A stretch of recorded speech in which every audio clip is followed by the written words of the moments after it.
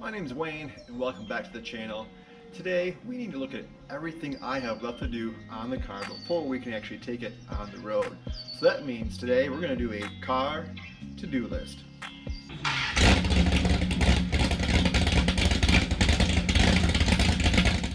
You know, it's like anything in life, organization truly is key. I know sometimes us car guys are not, but I want to stay on top of everything I have left to do. That way I don't have anything that falls in between the cracks of trying to get all these little projects done.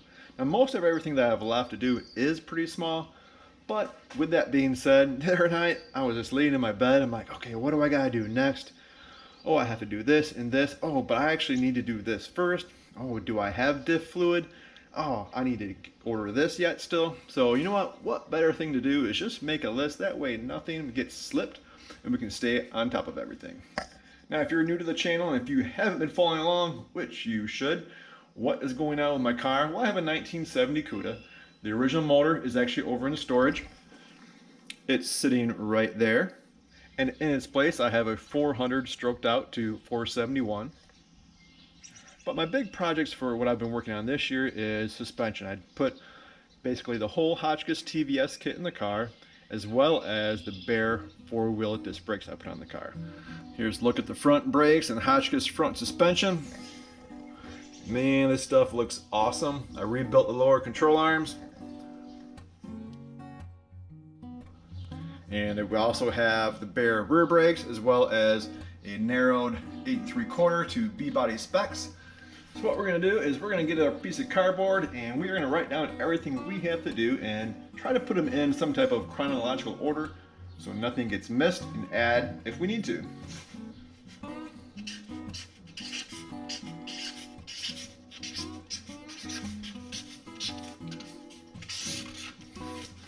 There we go, to-do list. Alright, so the first thing that comes to my mind that I need to do is I need to bleed the brakes.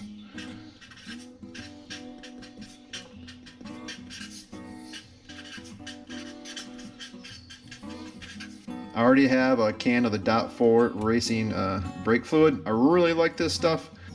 I know some people say, oh, you know, .5 is the way to go. It won't, you know, harm your paint, but it is a synthetic fluid that .5 is, and it's actually compressible, so you'll get a little bit of a softer pedal feel. So a car like I'm putting together, where I want maximum braking performance, I'm going to want a .4, so that's what I'm choosing to go with. The next I'm putting my number 2 is actually install the parking brake cables, and those should actually be coming in the mail today.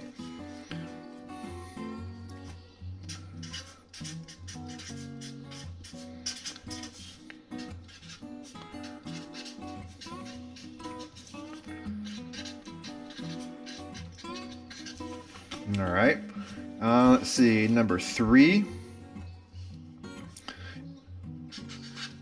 Now this one's going to be a little out of the norm because I have 2 bigger projects, let's call them, to do, which is the subframe connectors and the rear sway bar.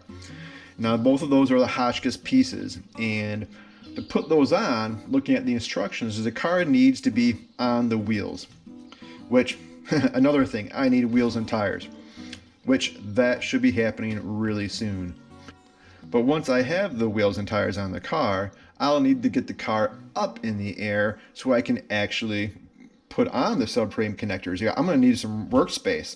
I would never be able to do all that while it's actually on the wheels and tires on the ground. So I'm going to build some wheel cribs.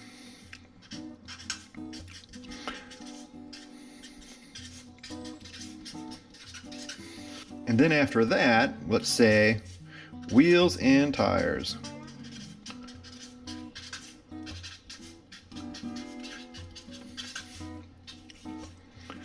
Okay, and then once we have those, we can do, let's say, the rear sway bar.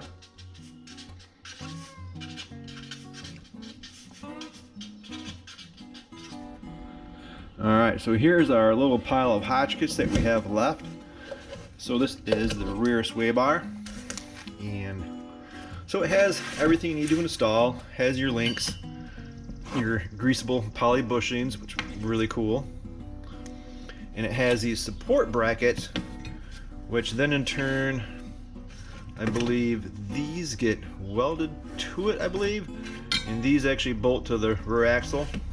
So these are the brackets you need to weld on, and this reminds me that's something I can add to the list because I want to do all this welding myself, and I need to practice on my welding, that's for sure. So actually I need to find some scrap metal and have some good quality time just practicing my welding. So I want that, tuned in. I don't want to have any garbage welds, especially for this stuff that's, considered higher structure, And then we can do the subframe connectors.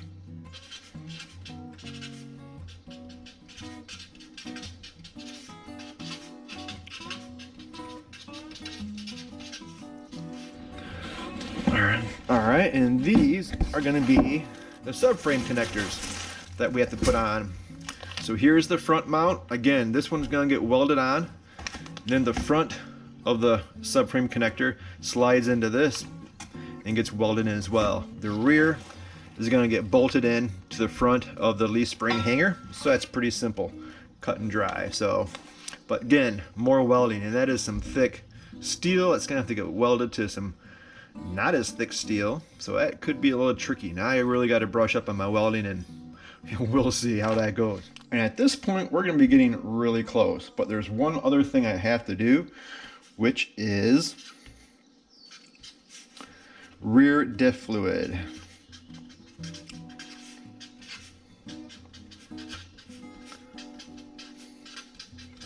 And that's actually one thing I had to look to see if I have. I know when I did buy my gaskets, I did order the friction modifier that goes in the rear axle. So if you have a sure grip differential, you're going to need something like this to keep it quiet so it doesn't make noise. So I have this, so we're good, but I just need to pick up some diff fluid. Then let's say a number 8. I just want to go over all the nuts and bolts for all the suspension that I put on the car. Anything basically that doesn't have a cotter pin on it, I want to make sure it's all torqued to spec. So double check nuts.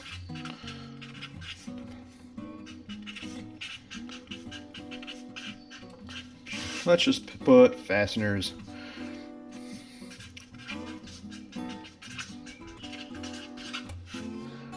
And then once the car is actually on the road, something I'm going to have to do that I've never done before is actually break in or season in the brake pads. Let's just call it season the brake pads. Maybe you're wondering, what in the world is that all about? Well, with these new pads and rotors, Bear has basically a very lengthy process of how to season and what the procedure is to break in these new pads and rotors. So they talk about basically going out and doing some 60 to 15 mile per hour stops, like at just moderate speeds, then progressively doing them harder with having time to cool them off in between. It's pretty lengthy, to say the least. So I'm gonna have to really get familiar with that, and we'll probably, I'm sure, have a video on that process as well. And but that's going to be something major. I'm not going to be able to just go out and drive this car and go, beat on the brakes, without doing that first.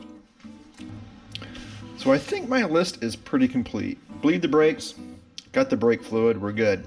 I have a buddy coming over to help me this week who's going to help me with that, so that's cool. Parking brake cables, again, those are due in today, so that'll probably be my next, working video.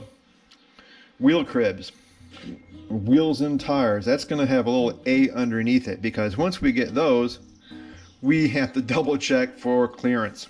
And I don't know what I'm going to find there, because I'm really going to be putting the biggest wheels and tires I can in here, kind of pushing the boundaries a little bit. And so we need to put an A, check clearance.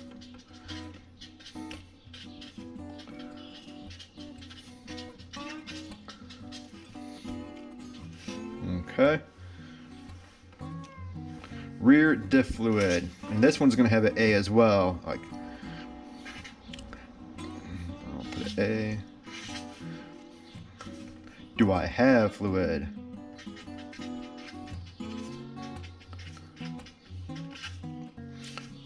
You know, the last things I want to do is be like ready to possibly drive the car, and then remember, oh man, I don't even have fluid. You have to run to the store, it could slow you down, or maybe it's after hours, so I gotta make sure little things like that don't hold me back. All right, so before we can do those, we need some welding practice. We'll put a little arrow. You know, this is looking crappy, I don't like that. We're gonna do it down here.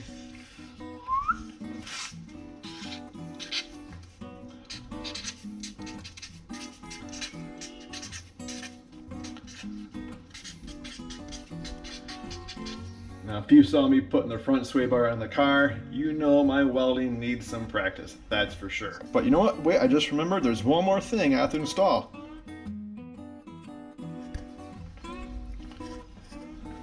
But let's give you a little sneak peek of what these things look like.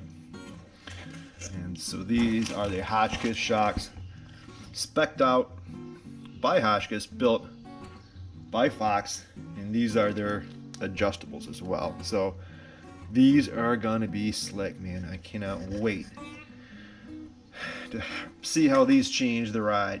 Of course, a lot's going on at once as far as changes, but you know, with these old cars, one of the best improvements they can say as far as handling is a good pair of shocks. So these are gonna fill the bill. All right, let's put a little asterisk right in here by the wheel cribs. And we'll put front shocks, or front and rear.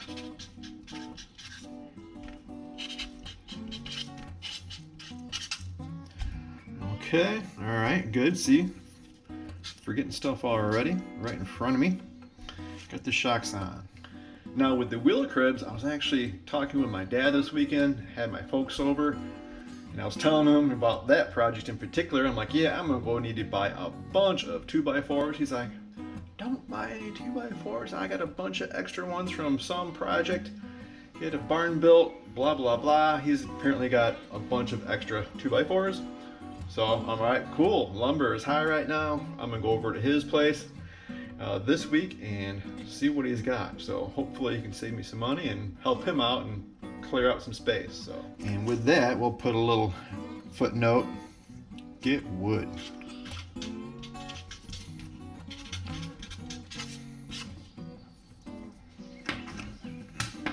All right, I think this pretty much has it, right? Like, there's nothing like really small and nitpicky on this. These are all like the projects I gotta do, which are all adding up, and they're all gonna take some time. It's like there is a lot to do left. And especially, you know, I have a busy life, family, work, other priorities. This stuff just takes time making the videos, so we gotta stay organized. All right, there we have it, to-do list. All right, we're just gonna put it front and center here on the windshield. Seems like a good place for it. Can't miss it. You gotta walk by it. Helps us stay on track. So that is gonna be it for this video. Hopefully you enjoyed it. I know it's a little different content, but I thought I'd give you more of an overview and project update, as well as make the list so we can have something to follow and track and stay on track and try to get this thing wrapped up as quickly as we can. So if you haven't subscribed yet, please subscribe and hit the like button if you enjoyed the video. And if you turn on the bell notification, you'll be notified each and every time I upload a new video. I appreciate it, and I'll see you next time.